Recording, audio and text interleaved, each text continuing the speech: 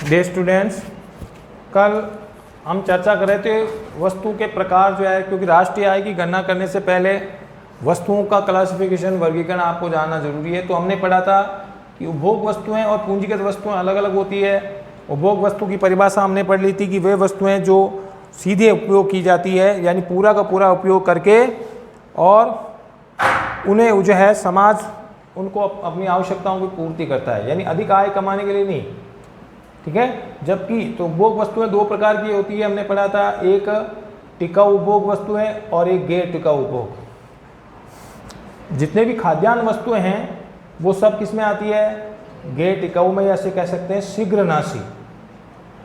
ठीक है। तो पूछा जा सकता है कोई दो शीघ्रनाशी वस्तुओं के उदाहरण बताइए, या गैर टिकाऊ उपभोग वस्तु के उदाहरण बताइए। तो हम क्या कहेंगे? दूध है, गेहूं है, ठीक है, चाय है, शक्कर है, ये सब किस में आती है? खाद्यान्न वस्तुएं जितनी भी आए, खाने में काम आने वाले, वो सब क्या हैं? गैर टिकाऊ है। जबकि टिकाऊ उपभोग में जितने भी इलेक्ट्रॉनिक आइटम वगैरह हैं जो आप प्रयोग कर रहे हो, टीवी, कूलर, फ्रिज, वो सब किस में आएगी? टिकाऊ उपभोग वस्तु। तो ये दोनों ही सामूहिक रूप से क्या कहलाती है? उपभोग वस्तु। इनका उपयोग करने के बाद उपभोक्ता क्या करेगा? उपभोक्ता अपनी आवश्यकताओं को पूरा करेगा। ठीक है। और जिनका प्रयोग खुद उपभोक्ता करता है, अधिक आय कमाने के लिए नहीं, बल्कि खुद ही उनका प्रयोग करता है। जैसे एक कार खरीदी आपने, कार का प्रयोग अगर आप खुद घर में करते हो काम में लेने के लिए, तो क्या है? उपभोग वस्तु। एक टीवी आप घर में देखने के लिए खरीदते हो, तो वो उपभोग वस्तु है। लेकिन किस टाइप की उपभोग वस्तु है? टिकाऊ और उपभोग वस्तु। फिर हमने पूंजीगत वस्तु की बात की थी, उसमें हमने पढ़ा था पूंजीगत वस्तुएं वे होती है जो अधिक आय कमाने के लिए प्रयोग की जाती है। ठीक है। तो वो सारी मशीनरी, इसमें कौन कौन सी आ जाएगी? सारी जो मशीनरी है वो इसी में आ जाएगी। ठीक है। उपकरण है, औजार है, तो ये अधिक आय कमाने के लिए प्रयोग की जाती है और उत्पादन के अगले चरण में काम आती है। उत्पादन में सहायक होती है ये वस्तु। पूंजीगत वस्तुएं वो क्या किसमें काम में ली जाती है? उत्पादन में काम में ली जाती है और अधिक आय कमाने के लिए ली जाती है। अगर आप ट्रैक्टर से खेती करते हो और आय प्राप्त करते हो तो वो पूंजीगत वस्तु है। अगर आप उद्योग में कोई मशीन लेके आ रहे हो, कोई उपकरण लेके आ रहे हो, तो वो किस में आएगी? पूंजीगत। उसका उपयोग उपभोक्ता नहीं करता, बल्कि आय प्राप्त करने के लिए, उत्पादन के लिए उसका प्रयोग किया जाता है, खरीदा जाता है। ठीक है। तो इस इम्पोर्टेंट है, याद रखना है। 3 नंबर का प्रश्न आएगा, पूंजीगत वस्तु और उपभोक्ता वस्तु में कोई दो अंतर लिखिए, या कोई दो इसके जो है उदाहरण दीजिए। ठीक है। अब आती है दूसरी टाइप की है अंतिम वस्तु, अंतिम वस्तु व मध्यवर्ती वस्तु, वह मध्यवर्ती वस्तु।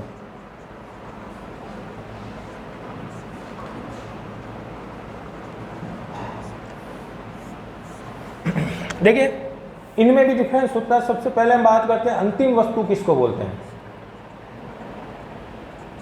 अंतिम वस्तु यानी फाइनली गुड्स। देखिए, अंतिम वस्तु का मतलब वो वस्तुएं जो उपभोग के लिए तैयार है, उपभोग के लिए तैयार है, जिसको उपभोक्ता सीधा प्रयोग कर सकता है। ठीक है। यानी ये उत्पादन के अगले चरण में नहीं जाती, उत्पादन के अगले चरण में नहीं जाती, बल्कि सीधे उपभोग के लिए तैयार होती है। इसको हम एक एग्जाम्पल से पढ़ते हैं। अंतिम वस्तु का जो हम एग्जाम्पल पढ़ते हैं, जैसे एक किसान ने क्या किया? 1 किलो गेहूं का उत्पादन किया। ठीक है सर। 1 किलो गेहूं उत्पादित किया उसने। वो 1 किलो गेहूं, यानी उसने जैसे 15 रुपए के गेहूं का उत्पादन किया, 15 रुपये 1 किलो गेहूं का मूल्य 15 रुपये। ठीक है। उसने वो गेहूं बेचा आटा चक्की वाले को।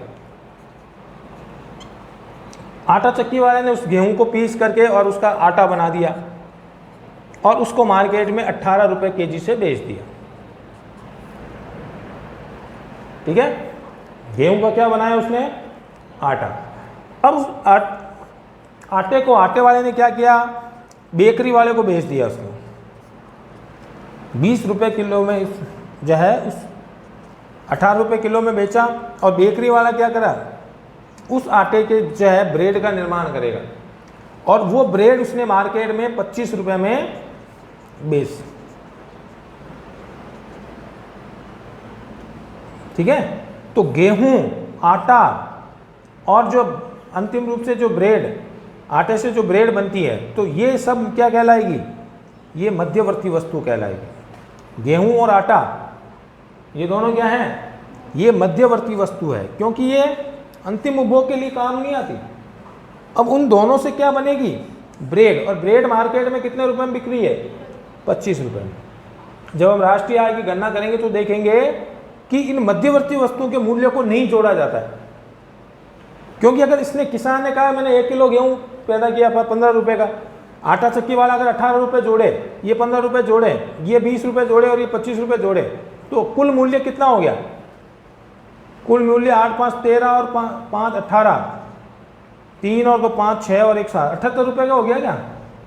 क्योंकि सब अपना अपना उत्पादन करके जोड़ रहे हैं, तो मूल्य एक ब्रेड का मूल्य 78 रुपये हो गया, जबकि ये पॉसिबल है क्या?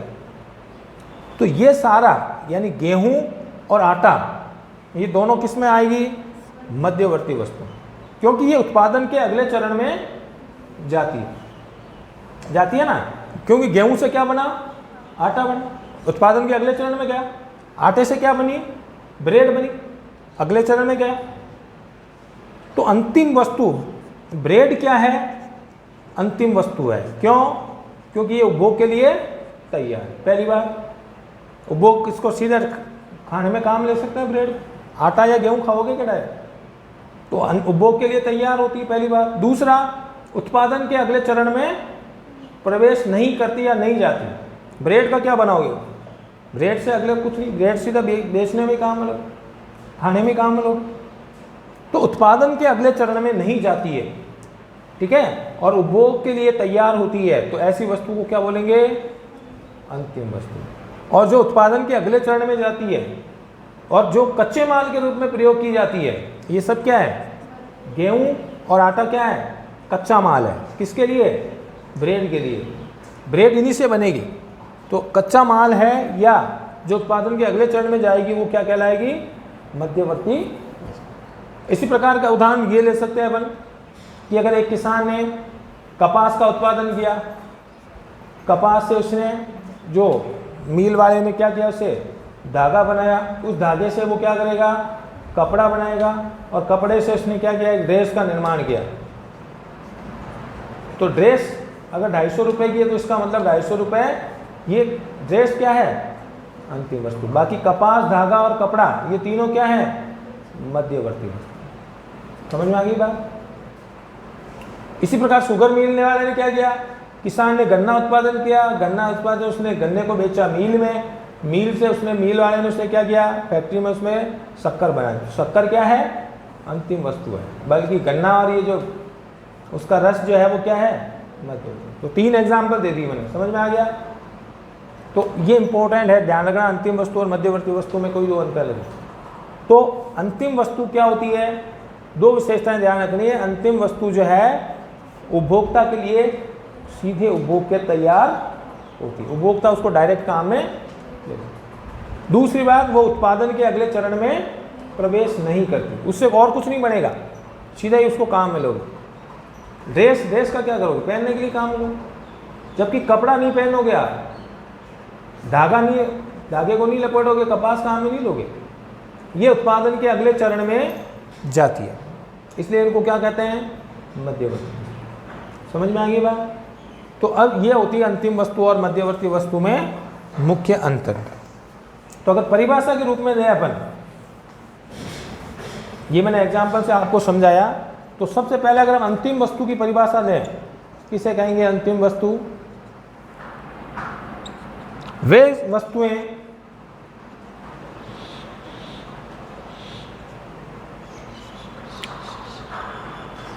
या सेवाएं जिनका उपभोग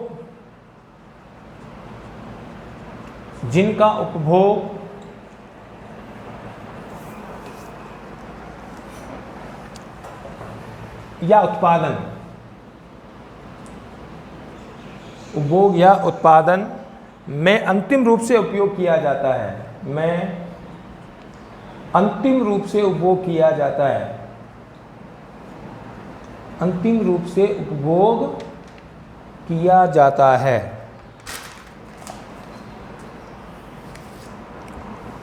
तथा ये उत्पादन के अगले चरण में, उत्पादन के अगले चरण नेक्स्ट लेवल में प्रवेश नहीं करती, में प्रवेश नहीं करती।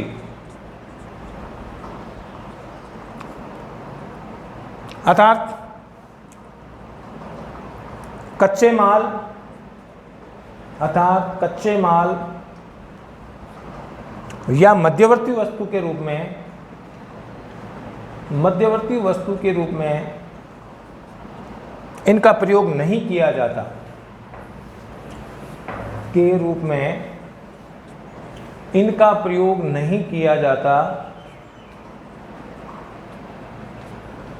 उन्हें अंतिम वस्तु कहते हैं, उन्हें अंतिम वस्तु कहते हैं। दो विशेषताएं क्या होगी?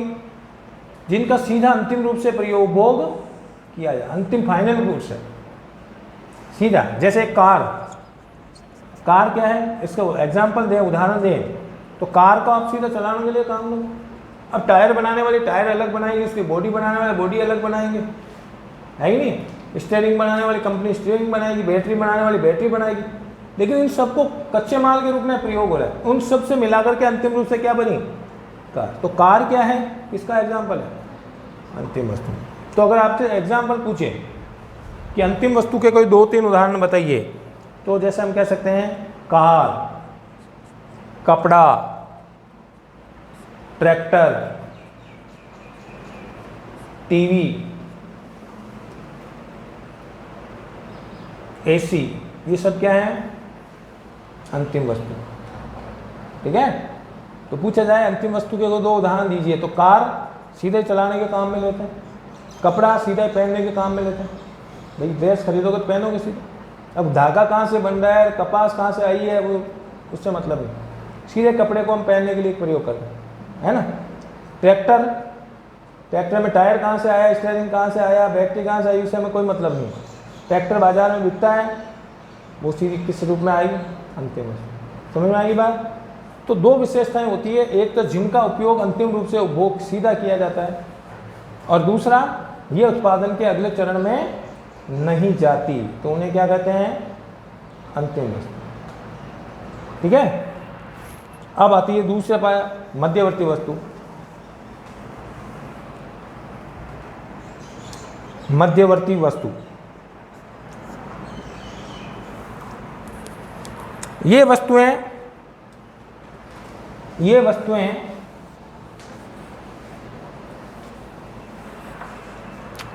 अर्धनिर्मित, आदि निर्मित होती है, आदि बनी हुई होती है। अर्धनिर्मित या कच्चे माल, या कच्चे माल के रूप में प्रयोग,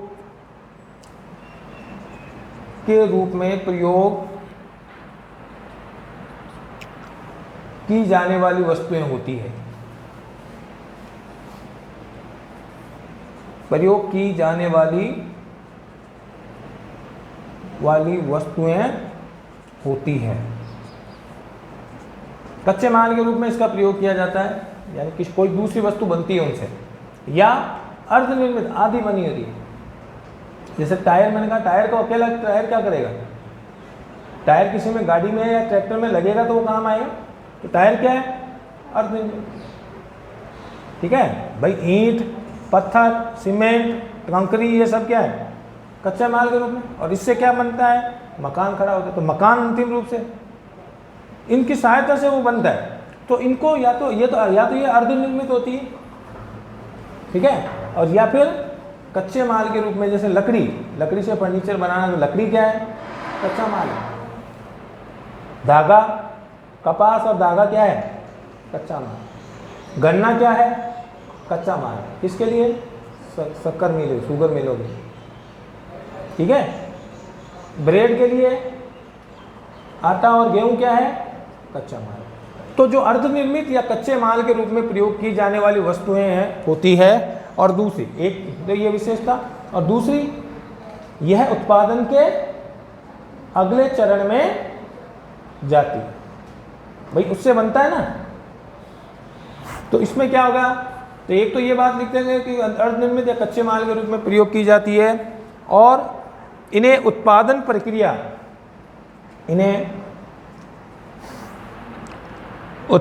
प्रक्रिया के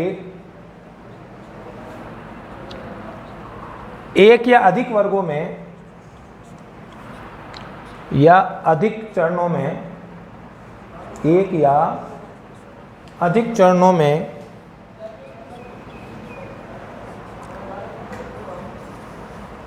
होकर गुजरना पड़ता है या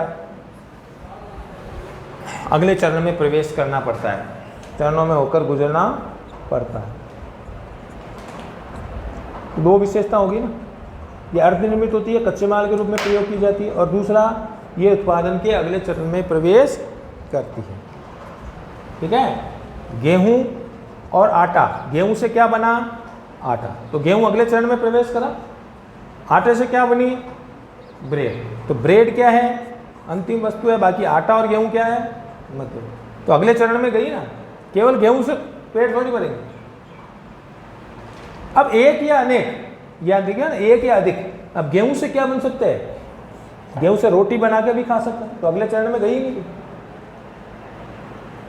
गेहूं से आप हलवा बना के खा सकते हो। तो एक या अनेक अधिक चरणों में होकर गुजरना, तो गेहूं को तो या तो गेहूं से रोटी बना के खाओ या फिर गेहूं से ब्रेड बना के खाओ। भाई आटे, गेहूं से आटा बनेगा, गेहूं को डायरेक्ट खा नहीं सकते, आटे से आप रोटी बनाओ तो रोटी क्या होगी, अंतिम वस्तु है ना, और गेहूं से आटे से अगर ब्रेड बनाओ तो ये भी क्या, तो अगले चरण में जा तो रही है ना।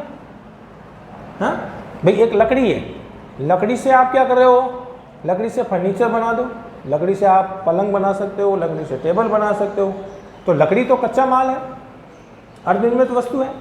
हाँ, तो अगले चरण में जा रही है ना, लकड़ी का सीधा प्रयोग क्या करोगे, कपड़ा बनाने के लिए धागा क्या है, अर्धनिर्मित है, कच्चा माल है, तो अगले चरण में जा रही है। अब उस धागे से आप क्या बना रहे हो, धागे से आप शॉल बना रहे हो, धागे से आप जो है बेडशीट की चादर बना रहे हो, धागे से आप जो है कपड़ा साड़ी बना रहे हो, धागे से आप ड्रेस बना रही है, आपके ड्रेस मटेरियल बना रहे हो, तो सभी एक से अधिक चरणों में जाती है, नहीं जाती। भाई आटे से क्या प्रयोग है, आटे के खूब प्रयोग है, आटे से हलवा भी बनता है, आटे से रोटी भी बनती है, आटे से ब्रेड भी बनती है, तो कई चरणों में जाती है, एक या अधिक चरणों में होकर गुजरना पड़ता है, तो उसे क्या कहेंगे, मध्यवर्ती वस्तु। ठीक है, यानी इनको किस में बदला जाता है, अंतिम वस्तु में बदला जाता है। तो मध्यवर्ती वस्तुओं को किस में बदला जाता है, मध्यवर्ती वस्तुओं को अंतिम वस्तु में बदला जाता है, अंतिम वस्तु में, या अंतिम वस्तु को मध्यवर्ती में बदल सकते हैं क्या, नहीं। जबकि मध्यवर्ती वस्तु क्या है, मध्यवर्ती वस्तु क्या है, मध्यवर्ती वस्तु किस में बदली जाती है, अंतिम वस्तु। अंतिम वस्तु से मध्यवर्ती वस्तु नहीं बदलती, क्योंकि ये अगले चरण में जाएगी। ठीक है, तो इसका एग्जाम्पल पूछे आपसे, एग्जाम्पल क्या होगा, जैसे कपास से धागा, धागे से कपड़ा, तो इसमें कपास और धागा क्या है, मध्यवर्ती वस्तु। शुगर वाला उदाहरण दे देना, ब्रेड वाला उदाहरण दे देना। ठीक है, ब्रेड बनाने के लिए आटा और गेहूं क्या है, मध्यवर्ती वस्तु। कपड़ा बनाने के लिए धागा और कपास क्या है, समझ में आ गई ना। तो आप इसके एग्जाम्पल दे सकते हैं। तो ये इंपॉर्टेंट है, ध्यान रखना, उपभोग वस्तु और पूंजीगत इसकी डेफिनेशन हमेशा आती है, 3 नंबर में आएगी, या तो ये उसका अंतर पूछे और या अंतिम और मध्यवर्ती वस्तु का अंतर पूछे। ठीक है भाई, समझ में आई बात। तो राष्ट्रीय आय की गणना के लिए इनमें डिफरेंस जानना जरूरी है। क्यों, क्योंकि उपभोग वस्तु तो क्या होगी, सीधे प्रयोग हो जाती होती है ना भाई। उपभोग वस्तु तो क्या होगी, सीधे उपभोक्ता काम में लेकर खत्म कर देगा उसको, जबकि पूंजीगत वस्तु क्या होगी, हर साल प्रयोग की जाए, आगे से आगे चलेगी। तो इसमें अंतर आपको जानना जरूरी है। ठीक है, अंतिम वस्तु और मध्यवर्ती वस्तु, इनमें भी अंतर जानना जरूरी राष्ट्रीय आय की गणना के लिए। क्यों, क्योंकि राष्ट्रीय आय की गणना में केवल किसके मूल्य को जोड़ा जाता है, अंतिम वस्तु के मूल्य। जब हम राष्ट्रीय आय पढ़ेंगे तब हम देखेंगे कि राष्ट्रीय आय की गणना में मध्यवर्ती वस्तु के मूल्यों को नहीं जोड़ा जाता। अगर जोड़ेंगे तो काउंटिंग कितनी पहुंच जाएगी। उदाहरण दिया ना मैंने, भाई किसान 15 रुपए की किसान कहे मैंने 1 किलो गेहूँ बनाया था, ये कह रहा है मैंने 1 किलो आटा बनाया था, ये कह रहा है मैंने 25 रुपए की ब्रेड बनाई। सब तीनों मूल्य जुड़ गए तो कितने पहुंच जाएंगे? 25 और 10 35 और 20, 25 और 20 45 और 15 50 रुपये है क्या ब्रेड का मूल्य। सब अपने अपने मूल्य को जोड़ेंगे तो कहाँ पहुंच जाएगा। इसलिए राष्ट्रीय आय की गणना में केवल किसके मूल्यों को जोड़ा जाता है? तो अंतिम वस्तु और मध्यवर्ती वस्तु में आपको अंतर समझ में आ जाना चाहिए। तो एक बात ये भी ध्यान रखना है आपको। अब तीसरा जो है, राष्ट्रीय आय की गणना में और कुछ चीज़ों का जानना जरूरी है आपके लिए। तीसरा, सकल निवेश व शुद्ध निवेश।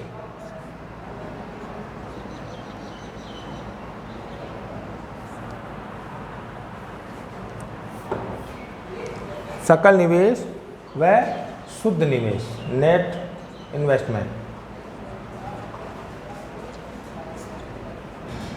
Gross investment and net investment. देखिए सकल निवेश और शुद्ध निवेश, लास्ट निवेश का मतलब क्या है? पहले तो आप निवेश को कहते हैं इन्वेस्टमेंट, निवेश को अंग्रेजी में कहते हैं इन्वेस्टमेंट। और इन्वेस्टमेंट कहते हैं किसको है? अधिक आय कमाने के लिए जो भी खर्च किया जाता है किसी व्यक्ति के द्वारा, वो सब क्या है? इन्वेस्टमेंट, निवेश है। हाँ भाई, अगर आपने कोई कार खरीदी और उसको किराए पे चला रहे हो तो ये कार क्या है आपके लिए? इन्वेस्टमेंट।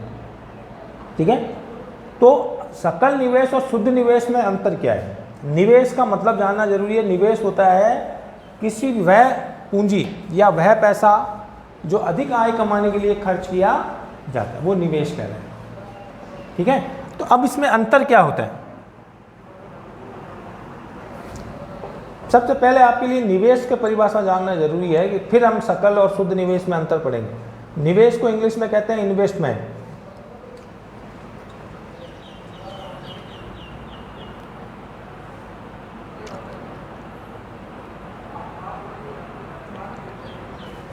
देखिए, निवेश की परिभाषा अगर आपको पता लग जाएगी तो आप इन दोनों में अंतर समझ जाएंगे। निवेश क्या होता है? निवेश की सिंपल परिभाषा है कि निवेश उत्पादन के लिए किया गया खर्च है। किसके लिए खर्च किया जाता है? उत्पादन के लिए, उपभोग के लिए नहीं। किसके लिए? उत्पादन के लिए किया गया व्यय है,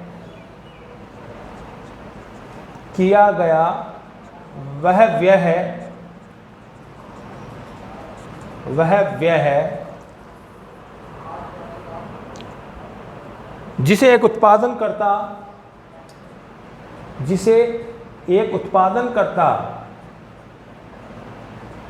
किस लिए खर्च करता है?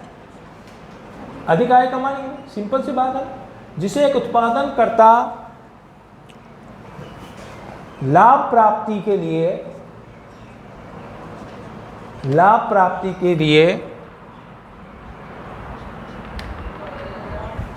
करता है।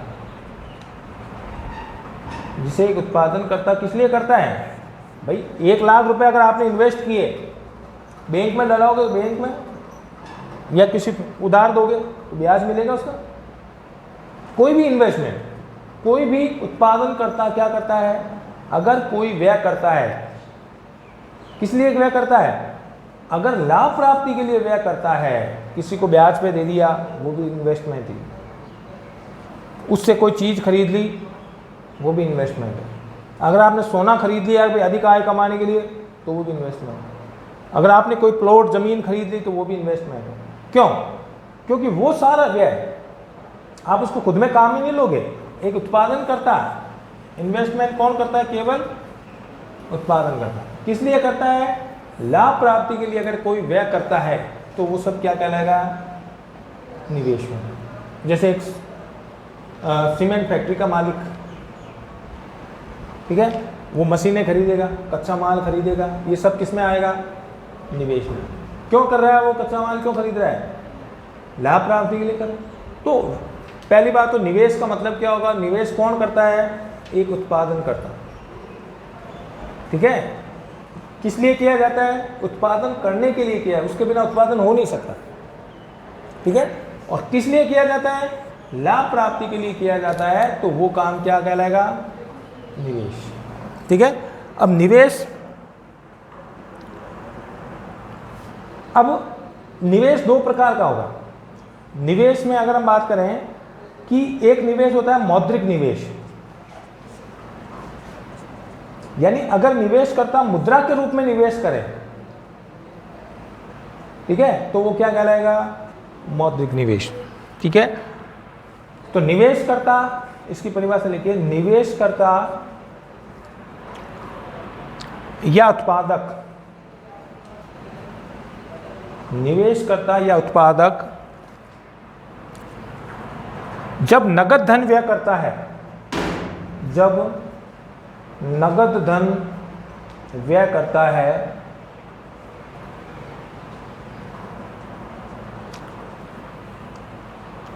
तो वह मौद्रिक निवेश कहलाएगा, तो वह मौद्रिक निवेश कहलाएगा।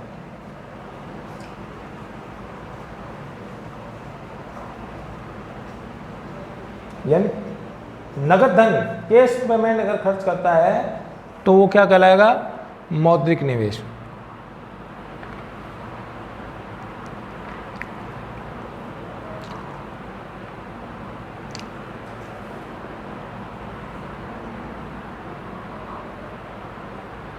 ठीक है, जबकि शुद्ध निवेश अगर हम बात करें, दूसरे प्रकार का जो निवेश होगा वो शुद्ध निवेश। ठीक है, तो मौद्रिक निवेश यानी मुद्रा के रूप में, जबकि सकल निवेश या शुद्ध निवेश में क्या होगा? इसमें खर्च किया जाएगा, जैसे कोई बांध बना दिया, कोई तालाब बना दिया, तो अगर ये व्यय किया जाएगा तो वो मुद्रा के रूप में नहीं किया जाएगा, इसलिए इसको क्या कहेंगे? शुद्ध निवेश। इसको केवल शुद्ध निवेश नहीं कहेंगे, मौद्रिक निवेश कहेंगे। ठीक है भाई, तो कल हम इन दोनों में डिफरेंस पढ़ेंगे कि सकल निवेश यानी इसको कहते हैं ग्रॉस इन्वेस्टमेंट, और ये होता है नेट इन्वेस्टमेंट। तो पहले इन्वेस्टमेंट की परिभाषा क्या है कि निवेश उत्पादन के लिए किया जाता है, हमेशा किस लिए किया जाता है? उत्पादन के लिए। और एक उत्पादन किस लिए करता है? इसे लाभ प्राप्ति के लिए। ठीक है, अब उत्पादन करता अगर मुद्रा के रूप में निवेश करे तो वो, यानी नगद रूप में निवेश करे तो वो क्या कहलाएगा? मौद्रिक निवेश। और अगर कोई बांध बना करके हम कह सकते हैं बांध है, तालाब है, या पर्यावरण को बचाने के लिए अगर कोई निवेश किया जाएगा तो वो मौद्रिक निवेश नहीं। ठीक है, तो इन दोनों में क्या अंतर होता है, इस चीज़ को हम ध्यान के, आज हमने 3 चीज़ों में अंतर पढ़ा था। पहला उपभोग वस्तु और पूंजीगत वस्तु में। राष्ट्रीय आय की गणना में उपभोग वस्तुएं तो शीघ्र खत्म हो जाती है, लेकिन पूंजीगत वस्तुएं लंबी चलती है, तो इसलिए अंतर जानना पड़ता है। पूंजीगत वस्तुओं में मूल्यह्रास आता है, मूल्यह्रास पढ़ेंगे अपन, डेप्रिसिएशन। ठीक है, जबकि उपभोग वस्तु में कोई मूल्यह्रास नहीं आता, तो इसमें मूल्यह्रास को जो है घटाया जाता है। ठीक है, इसलिए आपको पूंजीगत वस्तु और उपभोग वस्तु में अंतर जानना जरूरी है। जब हम पढ़ेंगे तब हम इसकी गणना करेंगे। फिर आपके आएगी अंतिम वस्तु और मध्यवर्ती वस्तु में। राष्ट्रीय आय की गणना में केवल कौन सी वस्तु जोड़ी जाएगी? अंतिम वस्तु, क्योंकि मध्यवर्ती वस्तु अगर जोड़ी जाएगी तो दोहरी गणना की समस्या उत्पन्न हो जाएगी। आगे हम पढ़ेंगे कैसे, बार बार अगर रिपीट होगी ना मूल्य, तो इसलिए राष्ट्रीय आय की गणना में केवल कौन सी वस्तु का मूल्य जोड़ा जाएगा? अंतिम। ठीक है, तीसरी सकल निवेश और शुद्ध निवेश। इन्वेस्टमेंट उपयोगकर्ता करेगा, उत्पादनकर्ता करेगा, तो यहाँ पर सकल निवेश को नहीं जोड़ करके शुद्ध निवेश जोड़ा जाएगा, अर्थात जो है इनमें डेप्रिसिएशन को घटाया जाएगा। ठीक है, तो इसलिए इसको हम जो है डिटेल से पढ़ेंगे। निवेश का अर्थ हमने पढ़ लिया, नेक्स्ट क्लास में हम इसमें डिटेल से पढ़ेंगे कि भाई शुद्ध निवेश और सकल निवेश में से मुख्य रूप से अंतर क्या होता है। ठीक है भाई, तो आज के लिए इतना ही। एक चीज़ का ध्यान रखना, अगर उसमें से आपके कोई चीज़ समझ में नहीं आ रही है तो वापस मेरे को क्लियर करें, क्योंकि राष्ट्रीय आय की गणना जब हम पढ़ना शुरू कर देंगे तब एक तो ये चैप्टर 15 नंबर का है, इसलिए हर चीज़ इसकी बारीक से आपको अध्ययन करनी है। पहला चैप्टर से शुरू होगा, 3 चैप्टर तक राष्ट्रीय आय वाला चैप्टर है, इसलिए शुरुआत में अगर कोई पॉइंट कोई चीज़ क्लियर नहीं हुई तो आपकी राष्ट्रीय आय समझ में नहीं आएगी, इसलिए इसको यहीं पर क्लियर कर लें। ठीक है, आज के लिए इतना ही, धन्यवाद।